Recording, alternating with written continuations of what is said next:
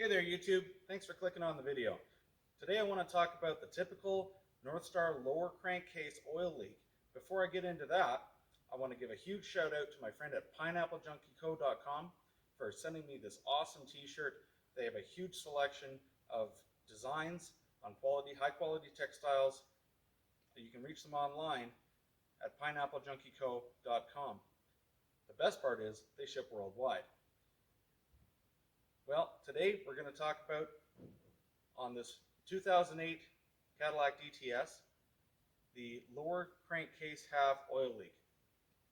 Now you starting to see little spots of oil on your driveway, or it's getting pretty bad, or even better, or worse I should say, you're getting oil dripping on the exhaust crossover, which is causing wafts of oil smell, burning oil smell coming up through the vents.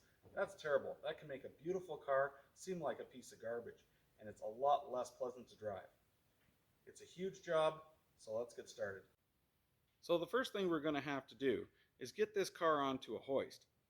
Now, for whatever reason, these cars were designed with a really soft front lower pinch weld, which is where it says to jack it up.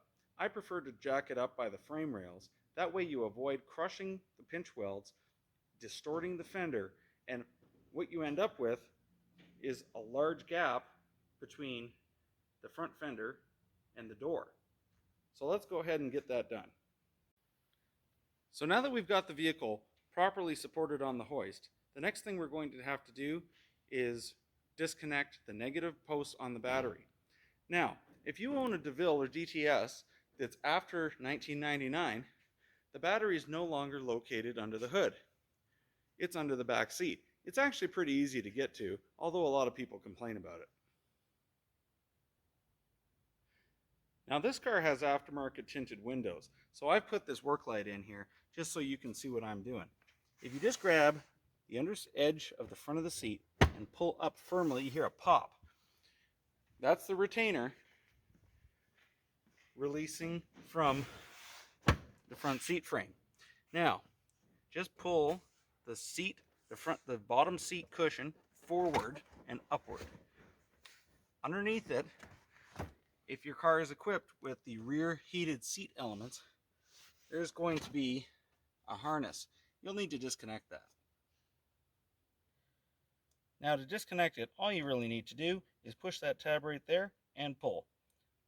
I'm going to put you guys on hold just for a little second here because I'm going to need my other hand. Okay, now that the seat's out of the way, we can go ahead and disconnect the negative battery terminal. The negative is the one with the black lead. Don't get it confused with the one with the red lead. That could end up with some problems later.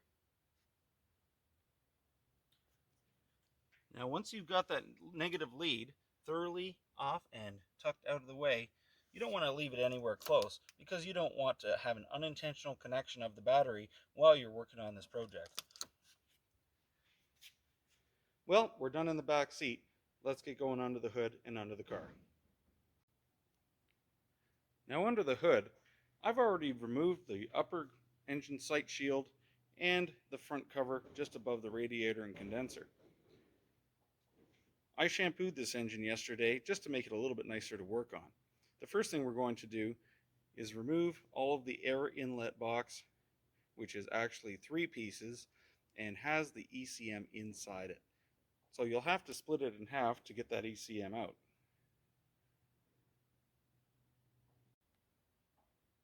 Now real quick, here's what I was talking about before. I always recommend lifting those cars right there on the frame rail rather than on the pinch weld. These pinch welds right here, for whatever reason, are super soft and they fold over really easily. You'll end up with a huge gap right there. Now getting to the problem at hand, this is exactly why we're doing this. There's already a mess on the ground, and this car's been sitting here just for the night. As you can see underneath, it's getting pretty wet, so this leak's been going on for a little while, and it's getting pretty bad. This is the exhaust crossover I was talking about. As soon as you get a drip of oil hit that exhaust crossover, it gets super hot, just like an oven burner. As soon as you get a drop of oil on there, you will get a waft of burning oil smell right up into the cabin through the AC system and heating system. It smells disgusting. So it's really hard to see under here where the leak is coming from. I'm going to see if I can get you guys a good vantage point, but this is a two-piece block. We'll be able to see it better once it's out, but that's what we're going to be resealing. It may look like it's just coming from the oil pan gasket, but it's actually coming from higher up. Now the first thing we're going to have to do under here is drain the oil pan. Make sure you have a container that can hold at least 8 liters or roughly 2 gallons of used engine oil. While the used engine oil is draining out, we can go ahead and remove this front lower shroud. It just comes off with these little clips right here. There should be one in the middle, it's missing. And that one. Now to get these out, you can either use an upholstery tool or you can use a set of kind of dulled off side cutters. Just pull the center out and then the base will pop out afterwards. This is what they look like when they're removed. Now the rest of them, the front edge. There are a couple right there, a couple along the center, and all the way around to the other side. After that, this huge plastic panel is basically going to fall out in our hands. Now as for the oil filter, just loosen it off just like you're doing a service. Let it drain out a little while. Take a rag, spin it off. Careful not to drop it, that way you avoid making a mess. Dump out as much oil as you can. Now, unlike doing a normal lube oil filter service, we're going to actually end up putting the oil filter back on. That'll avoid a bit of a mess when you've got the engine sitting on the table. It doesn't need to be on securely or super tight. We just want to snug it, seat it and snug it. Give it a quick wipe. Now, I'm just going to push my oil drain bucket here back over to the engine drain plug. The whole idea here is, for a few reasons, we want to get all of the oil out of the engine crankcase as we can. Now the reason for that is we're going to have this engine upside down, and we don't want the combustion chambers filling with oil. That'll cause a hydraulic lock and potentially cause internal engine damage or break the nose off the starter. As you can see, we've still got quite a bit of residual engine oil coming out. While we wait for that to happen, we're going to head off to the parts store and pick up some supplies we're going to need. Now I'm just pulling up to Napa Auto Parts. I've called ahead, and I know that they have everything I need. Well, we've got everything we need from the parts store. Let's get on back to the shop and carry on. Alright, we're back from the parts store. We got a whole bunch of supplies here that we're going to need for this job. Obviously, we're going to need some Dexcool antifreeze. That's what the car originally calls for, starting in 1996. Some ultra gray high heat engine sealant. I've got some AMSOIL 5W30 full synthetic oil, and obviously a good quality filter to go along with it. Now let's get back to the car. Now as you can see, what we've got coming out of the crankcase now is just down to a very, very slow drip. Now we're going to want to go ahead and put the drain plug back in and torque it to the same spec as you would just after you've done an oil drain, just to do a regular service. The other thing we're going to have to do is drain the cooling system. Make sure you've got a container that contains at least 16 liters or about 5 gallons. Well, we've got the cooling system empty. Now let's take off the front wheels and anything at all that is attached to this front lower subframe. Now that includes all the plastic clips, dust shields, splash guards, and hardware. All under there that are attached to that big square subframe. Okay, welcome back. While you were gone, I disconnected all the clips and all the bolts that were connected to the subframe. I also disconnected the exhaust, which is right up here. It's kind of hard to see. I can't get the camera in there so well. But there are two 10mm head bolts and two 15mm head bolts attached to the back of the engine right there, just above the rack and pinion. The other thing that'll be necessary is disconnecting the tie rod ends and the lower ball joints.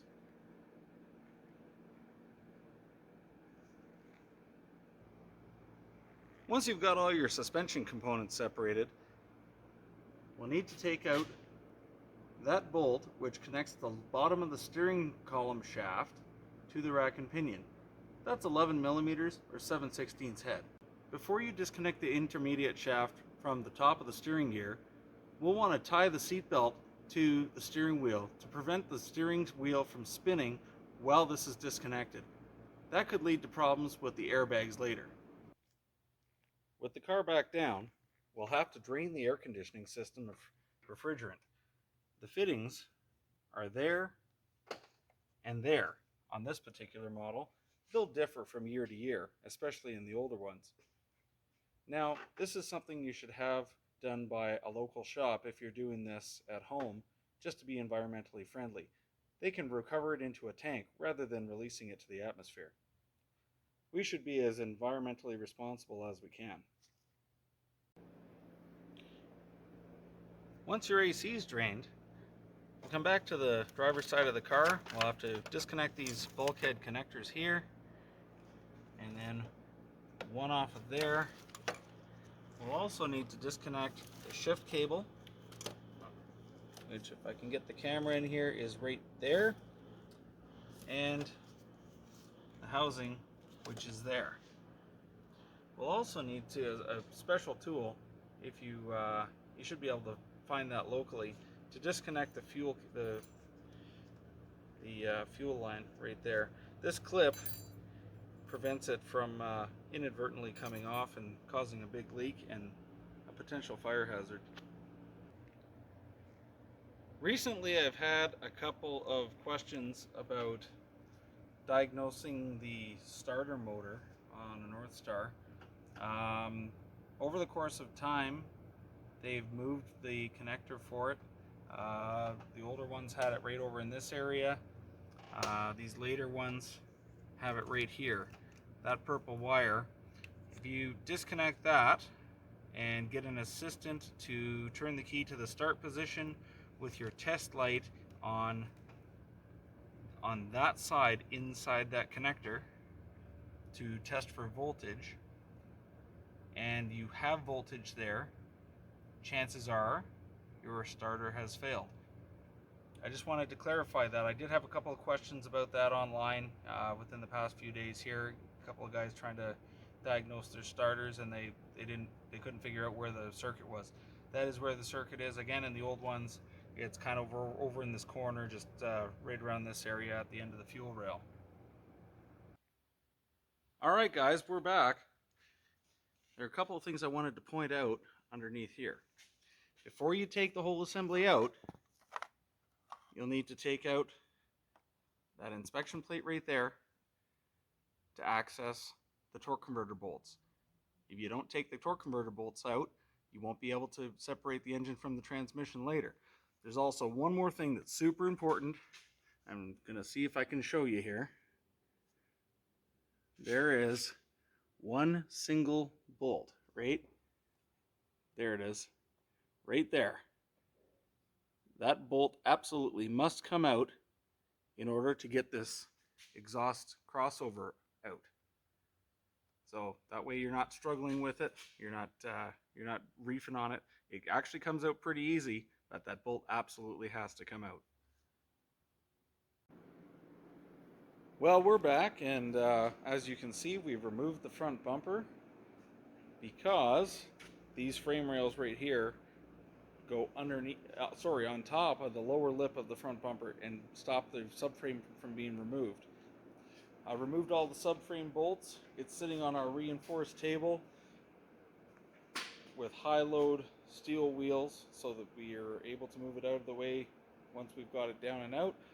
I didn't want to focus too much in these videos, guys, about every little detail. I just want to point out the important bits. That right now we've got all of the fluids drained, except for the transmission fluid, because we're not going to be doing anything with the transmission. But we do have the coolant and oil drained, all the connectors and everything from around the engine and transmission that go to the body have been disconnected. You do have to disconnect the wheel speed sensors, which are right there for the front, because those harnesses are right here, and they will actually come down with the engine. So we're gonna lift the body off of the engine and transmission, the powertrain, and we'll revisit it in a minute once we've got it out on the table. We've got the powertrain and subframe out of the car. Now we're going to take out the bell housing bolts and get it onto an engine stand. As you can see, I've got the engine mounted to the stand. I used 4 M12 by 120 millimeter bolts. Now these bolts aren't part of any kit, so you should probably make sure you have those ahead of time before you try to mount the engine to the stand. Now I've removed the crossover pipe and exposed the oil pan. Now you can see that the oil pan has its own gasket, and then this section here is called the lower crankcase. There's a seam right there. That's where our leak is coming from. So we're going to go ahead and continue disassembly. Now I've taken off the oil pan. You'll need to use a 3-jaw puller to pull that crank pulley off, along with the front cover. Following that, take off the oil pickup. This right here is an oil manifold. There's a bit of a space in between the oil manifold and the lower crankcase. To get this oil manifold off, we'll have to take off all of these little 10 millimeter bolts along with these 15 millimeter bolts. Those are actually main bearing bolts. Don't use an impact tool to remove those, they'll snap off. Use a manual ratchet or a strong arm. Once you've got the timing cover off, there's no harm in checking the tensioner shoes and the guides for excessive wear. These ones look pretty good. Next, we'll have to take off the oil pump. There are 3 bolts right there. Just the same as we did with the main bearing bolts. Don't use an impact tool, use a manual ratchet. Once all that is removed and your oil baffle is out, that'll give you access to the lower end and the crankshaft. This lower crankcase is held on by these perimeter bolts right there, all the way around. Once those are off, you're ready to remove the lower crankcase. A few light hits with a dead blow hammer should knock it loose. Keep in mind that the bottom end crankshaft bearings are located within this case. Be careful not to misplace them. They must stay in order and go back exactly how they came out. Now that we've got the lower crankcase off, we can see what's going on. That gasket right there collapses and allows oil to seep past it. You can see some of the residual oil right there. The update is, remove these silicone gaskets.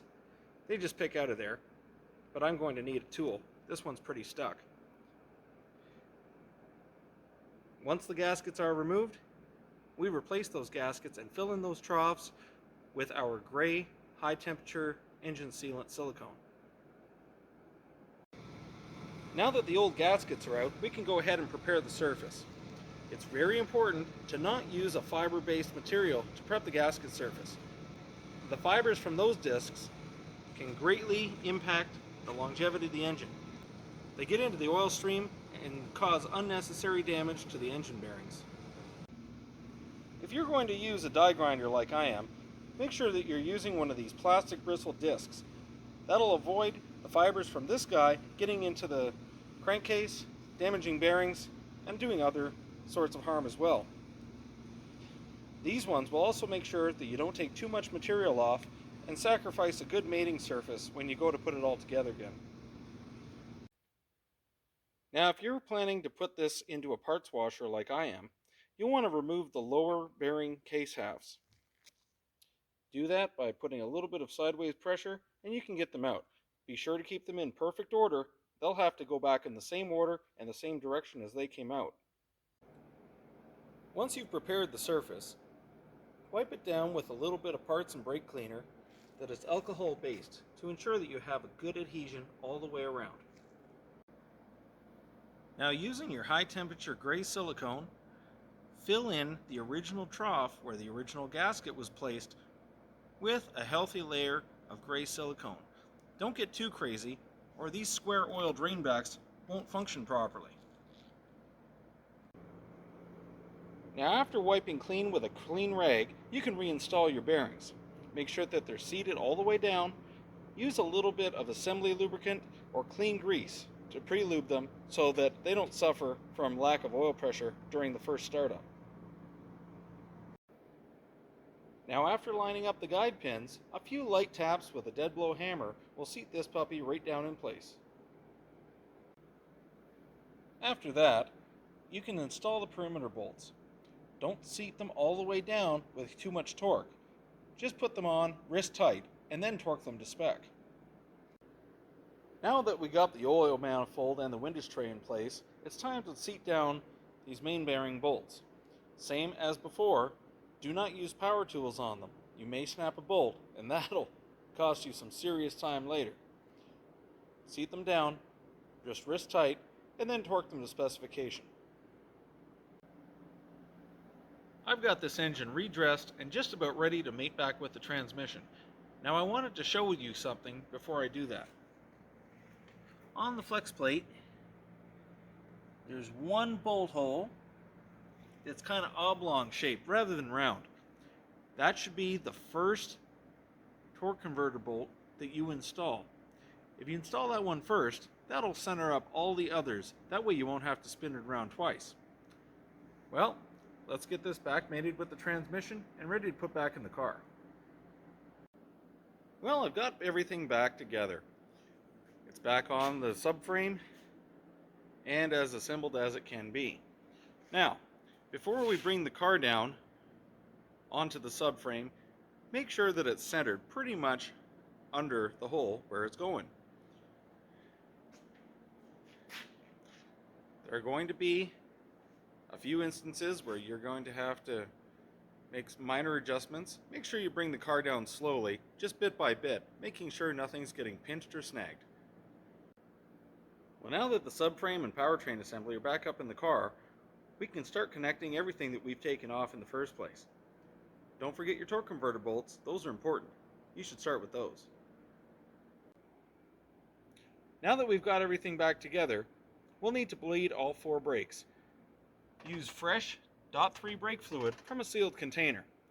It's a good idea to start with a gravity bleed by opening the lid of the reservoir and opening the bleeder screws on all 4 calipers. Then do a pressure bleed afterwards.